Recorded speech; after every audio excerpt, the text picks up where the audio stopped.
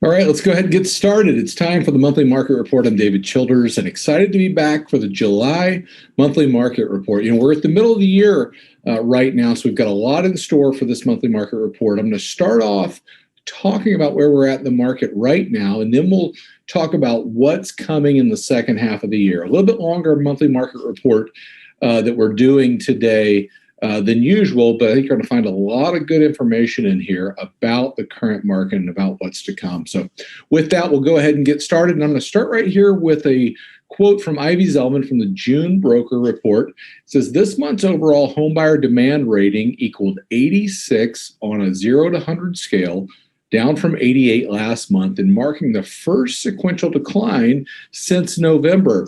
So this is important right now as we stand right here in the first part of June that we're seeing buyer demand, according to these brokers in the Zelman report, start to wane just a little bit. So an important thing we want to look at, Ivy Zelman, a trusted source in information for what is happening. So certainly something we want to pay attention to. Let's move on, though, to the percent of respondents that say it's a good time to buy. This comes from the Home Purchase Sentiment Index. You can see here that's dropped to 35%. This is important because this time last year, if you look to the left, this was over 60%. So let's go back to what Ivy said. Brokers are saying, you know what, we're starting to see buyer demand wane a little bit. And this is a survey of actual buyers where they say, you know what, I'm not sure right now is a good time to buy. 1 in 3 saying that, where it was double that this time last year. Why is this important? Perception is reality. And buyers' perception right now is making causing them to make a different decision. Let me give you an example. So you were to walk out on the street today and you were to step to the corner and start to go across the street, but you see a car coming, you're going to step back. Your brain is telling you, I sense danger. My perception is there's danger. Car is going to pass. You're not going to get hit. And you've made a decision. Your decision has been informed by your perception. And that's exactly what's starting to happen with buyers. Their perception is it's not a good time to buy, and that's informing decisions. And oh, by the way, we see this right here with showing time. The latest showing time data shows buyers starting to trickle down, and buyers saying, you know what, not sure right now, this is the right time to buy a home. Now, I'm not saying these things and, the sky is falling with buyers. Quite the opposite right now. You can see visually here, we're ahead of where we were over the summer of last year, where we know we packed a ton of business into a few months coming out of the lockdown. So an important point to start to notice that we're seeing buyer demand wane, but certainly not saying there isn't buyer demand out there, because it is out there. But the reality is that buyers are experiencing buyer fatigue. And I captured some realities here. Our KCM research team put these together. Record high price appreciation. We've seen record high median price. And in our business, median price can be a little bit distracting because we know we're selling more on the higher end than the lower end. So always not an accurate indicator. But Case-Shiller came out this week saying that homes across the country in the past year had appreciated at 14.6%. So we know we're seeing a lot of appreciation in the market, and certainly where you're at, the same. 2, record low inventory. That checks out. We don't need to talk about that. We know there's low inventory in the market. 3, record high percent of sales over the list price. We certainly know that's a reality of the market. 4, record low days on market. And 5, historically low mortgage rates. We've talked extensively about this over the past year. Last year, the average 30-year fixed hit a low 16 times. And when we put all this in one place, that's a lot. There are a lot of buyers right now saying, I don't know if it's the right time to buy a home. And we want to pay attention to that and address these realities with them. Right now, the buyer talking points that are in the market or expect a turn coming in the market, because it's already happening. We can already start to see buyer demand wane in helping your buyers understand that. Now, I'm going to talk in just a minute about what's at stake, why buyers need to stay in the hunt for a home, even though it can be frustrating. 2, don't let this turn fool you on the front end, because the market's still hyper competitive. That's the reality of where we sit right now.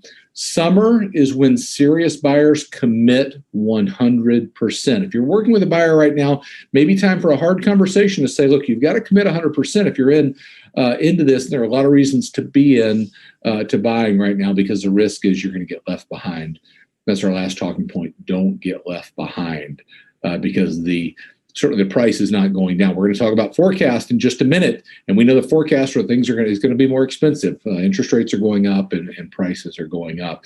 The graphic I always like to use when we start to describe the market is this buyers versus sellers market. This goes all the way back to 1999, and we're still very much in a seller's market. And I don't think we're looking at the shift to a buyer's market anytime soon, but expect some of the frenzy to cool off in the coming months in the second half of this year. No doubt as we start to shift our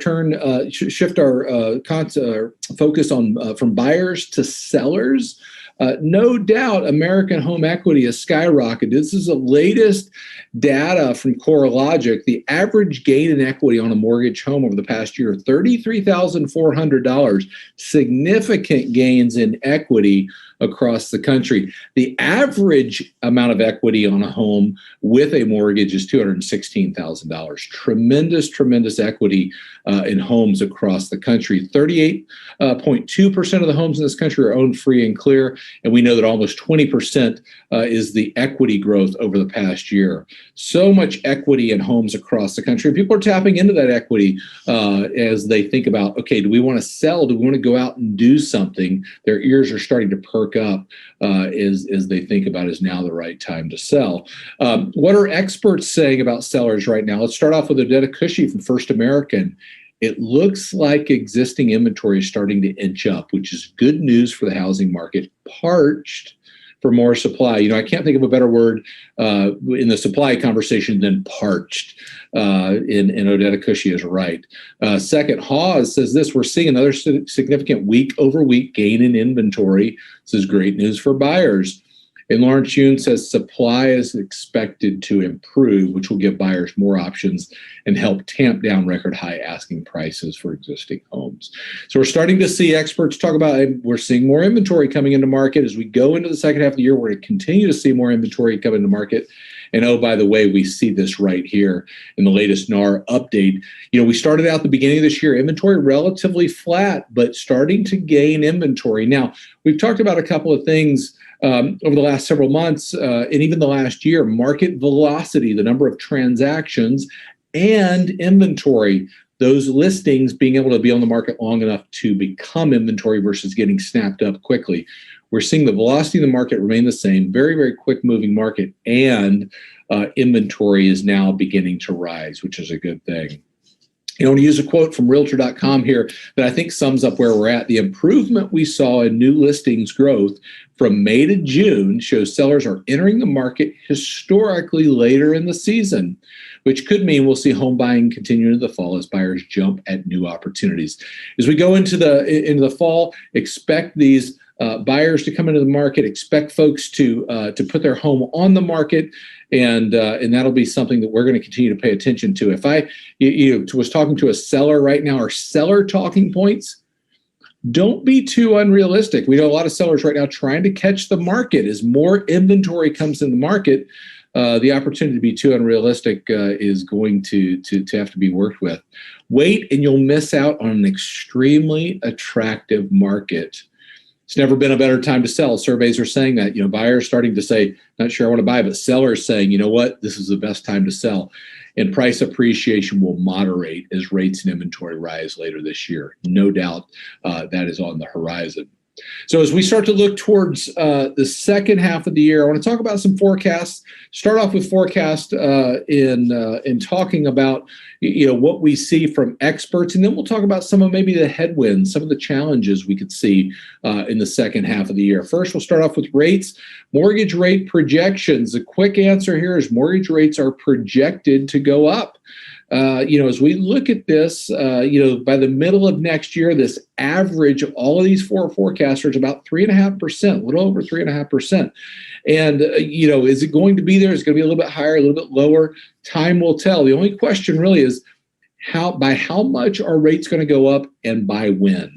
and that's what we're dealing with. Certainly, if you're working with somebody who's buying right now, helping them understand that the forecast for rates is going to go up. It's going to cost more in the future to borrow the money to buy a home. What about prices? Let's look at the most up-to-date forecast for prices going into the second half of this year. The average of these 5 forecasters, Zelman, MBA, NAR, Fannie and Freddie, 8.9%. Now, you've heard me say this before. The one thing all of these forecasters have in common is every one of them has raised their forecast as we've gone throughout the year. We started off this year, the average of these forecasters was about 5%. And really that was based upon more inventory coming into market, which we haven't seen. And they've up-leveled their forecast, knocking on the door again of another year of close to 10% if we don't see double-digit appreciation in the year. Very, very likely that they would upgrade their forecast as we go throughout the year. And it's all going to be dependent upon inventory. We want to keep an eye on that. Let's talk about inventory for just a minute. There were several areas that inventory was forecasted to come into the market. Builders, those affected by the pandemic, those that put off selling their homes during the pandemic because of health concerns. Let's talk about that in just a minute. The most recent builder confidence housing market index from the National Association of Home Builders came out and slipped just a bit, 81 on the scale there. Now, we are ahead of where we were pre-pandemic with builders. That's important to remember. You can just see visually here where that was the beginning of last year and where we stand today. But these concerns of land, labor, and lumber are what dominates the builder concern right now. Lumber, we're starting to see a little bit of relief in the price of lumber.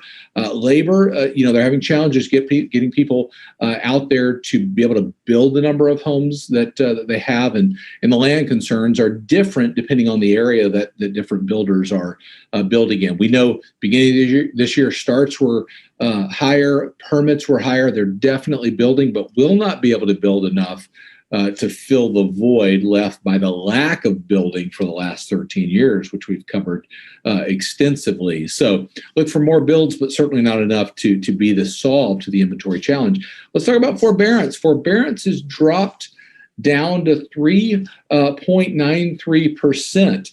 And that's important to look at because as we think about that, forbearance right now is something that people will be affected by, but certainly do not expect a wave of foreclosures or people coming off forbearance that will be able to bring the inventory back in the market that is needed. Black Knight released a study over the past week showing that 96% of people have at least 10% equity. And I want to break this down for you real quick. You see share of mortgages in forbearance with less than 10% equity, 4% based on the current loan to value. If you add in 18 months of deferred interest, that rises to 9%. If you add in 18 months of deferred principal and interest, that rises to 13%. So those folks that have at least 10% equity can easily sell their home, put a little bit of money in their pocket, and get to the other side of the financial crisis that their family is facing if they need to sell. I think this is something we need to continue to talk about, but very, very encouraging numbers about the equity in homes that are in forbearance. The other area that we are seeing inventory just improve is those that are putting their homes on the market maybe that delayed. Most recently, according to Realtor.com, 8.8% growth in month-over-month housing inventory. And you can see, depending on the state that you're in, what that is. But starting to see folks perk up to selling like we talked about before. So expect more of that inventory to come into market as we progress through the summer. One area that I thought was interesting that Bill McBride said there could be the risk of a bubble is this. The only places where McBride told me he could envision a bubble bursting are locations where urban residents bought second homes in a panic, only to have the urban core quickly get vaccinated and normalized in 2021. He goes on to talk about, we see this in small towns in New England, beach towns, and things like that. So the one area that certainly could correct itself is the second home market. Now, let me break down the data for you in that. This is a look at how the second home market surged in 2020 from Zelman and Associates. On the left, you see primary homes, the middle, second homes, the right, investment properties. Let's focus on second homes. In 2019, the second home market grew by 2%. In 2020, the second home market was actually forecasted to constrict just a little bit, and yet it grew by 27%. So think about these are people that left a city, left an area, and said, we're going to go buy a second home. We're going to get out of town while the pandemic is raging, and now life is getting back to normal. Those people may come back and say, you know what? Life is getting back to normal. We got to take the kids to basketball. We've got to do this. We've got to do that. And now we have this second home we may want to sell. An area to look at, there's been surveys that have come out and, do people have buyer's remorse of buying a home in the last year? I would be making a call to those folks saying, did you buy a home? Did you buy a second home that you may want to sell right now? An area to keep an eye on is the second home market. We're going to keep an eye on that, but could be an opportunity for additional inventory to be brought back to market. But, overall, as we look to the second half of this year, sales are forecasted to increase nicely this year and next as compared to last year. Now, 2020 in our business outside of the pandemic is probably a year that most of us would take back. 6.5 million homes sold in this country last year. The forecast for this year is, close to 7 million homes. You can see the ranging forecast. The biggest challenge this year we'll have is we won't reach the market potential. We cannot sell homes that we don't have. And we need more listings. We need more homes available for those that want to buy them. We move into 2022, these forecasts as well, as good or better than what we saw last year at 6.5 million homes. So very, very good home sales for this year and for next coming back. I pulled a quote that we've used before, but from JP Morgan, what they're telling their customers right now, home buyers, interest rates are still historically low, though they are inching up. Housing prices have spiked during the last 6 to 9 months, but we don't expect them to fall soon. And we believe if they are more likely to keep rising. If you're looking to purchase a new home, conditions now may be better than 12 months hence. So clearly the sign, if you're thinking about buying, now is the time to buy. We talked about that with just the appreciation that's forecasted in the market, interest rates that's forecasted in the market. And getting that word out to the buyers that we're working with is crucially important right now, considering where they're at. Now, I do want to talk about some of the headlines that, could appear in the second half. I do believe we'll see some headwinds relative to things in the housing market that we need to be educated on. We always say headlines do more to terrify than clarify. The job of the news is not to educate you. The job of the news is to get you to watch more news. And we need to be prepared for the things that are going to come up. The first issue that certainly I think will come up is cash out refinances. In the first quarter of this year, $41 billion was processed as cash out refinances. And if we look at that comparatively speaking to the red bars here during the housing crisis, the height of the housing crisis, $320 billion cashed out as cash out refinances. So, if we were to extrapolate the 41 billion times 4 quarters, we'd be looking at $164 billion cashed out. Nowhere near what it was back then, but it looks something like this in cash out refinances. So expect to see a headline that cash out refinances are the highest they've been in the last 10 years. And here we go again. But being educated, being able to bring perspective to those that have those questions is what's going to be crucially important. I want to go back to Bill McBride from Calculated Risk on this. He says for the first quarter of 2021, the net equity extraction was $41 billion, or 0.8% of disposable personal income. This is nothing like the amount of equity extraction during the housing bubble as a percentage of disposable income. So we're nowhere near the amount in what I just talked about, and we're nowhere near the amount as a fraction of disposable personal income. Back in the housing crisis, the amount of equity extraction or cash out refinances as a percentage of disposable personal income was close to 10%. In the notes of all of these slides, you can go back in and read the report. We always give you the link there. I'd encourage you, if you want to know more about this, it's a simple read in this report, but you'll be very enlightened to see what that was back then as compared to today. Nowhere near, and of course this will rise this year, but nowhere near what it was. It's a headline that gets a lot of attention, but the reality is people have a lot of equity in their homes and they will access that equity. The other headline that I think you're going to see is mortgage payments are increasing significantly. Since this year, we've seen almost 20% growth in the average mortgage payment. And that's something we need to be prepared of. What are two things that we know about that? First, the meaning and what people wanted in a home changed in the last year and in the pandemic. What people wanted before the pandemic to what they want now has changed. We've lived at home, we've worked at home, we've worked out at home, we've eaten at home, all the things that we know, we've educated at home. And people are saying, we want something different. Second thing we know, people are willing to pay for it. They're willing to say, you know what, I want this particular home, this particular amenity, this particular feature we don't have, and we're willing to pay for that. We're seeing that happen all across the market in the homes that people buy. So expect to see that as a headline in the market out there. The next one, affordability. That will be talked about in the coming months, certainly in the second half of this year. Now, we've used the Housing Affordability Index from NAR for a long time. What stands out to you are the homes that were so affordable during the housing crisis. Remember, the way you read this, the higher the index, the higher the number, the more affordable homes were. And you can see the years when distressed properties dominated the market, homes were very, very affordable. So if somebody mentions, hey, homes certainly aren't as affordable today as what they've been in the past, your first question should be, as compared to when? As compared to the last 2 years? Well, yeah, I can see that here graphically. Homes aren't as affordable today as the last 2 years, but 3 years ago, no, they're actually more affordable. Well, all the time prior to the housing crisis, they're actually more affordable today. The time during the housing crisis, not as affordable.